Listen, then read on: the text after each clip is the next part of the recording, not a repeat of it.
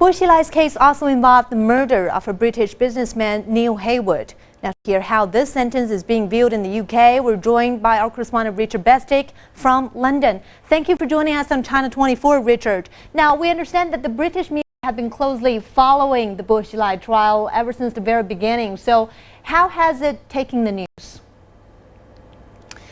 The reporting of the verdict has been relatively subdued, Mung Mung.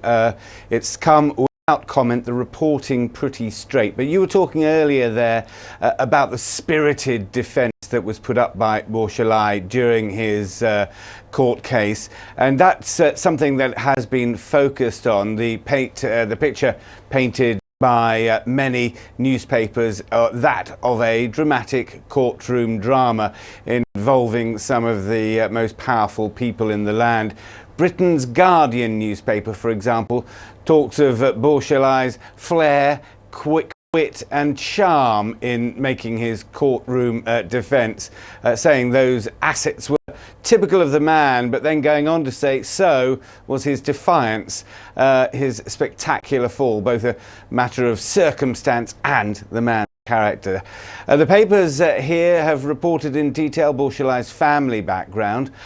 Overall, though, they haven't rushed to judgment either on the verdict or on the wider implications of Xilai's case, reporting the verdict without comment or surprise. And also, Richard, it seems that the British media has focused a lot more on Xilai himself rather than the death of Mr. Neil Heywood. And that is perhaps because that Xilai used to be a political heavyweight, and the political significance of this trial should not be overestimated.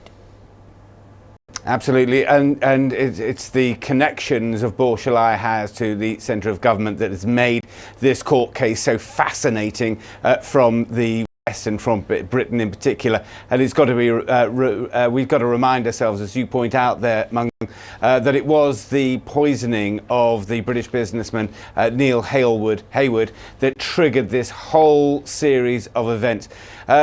So clearly there has to be a focus on Heywood and his lethal poisoning. That his family is seeking compensation for his wife and 2 children has also been coverage.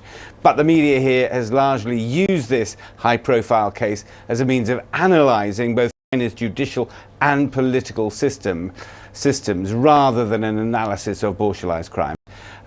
There was, to that end, a welcome for the large amount of information that was released during the case and the openness of the trial, but it was complicated, and for the most part reporting was confined to the inside pages of newspapers.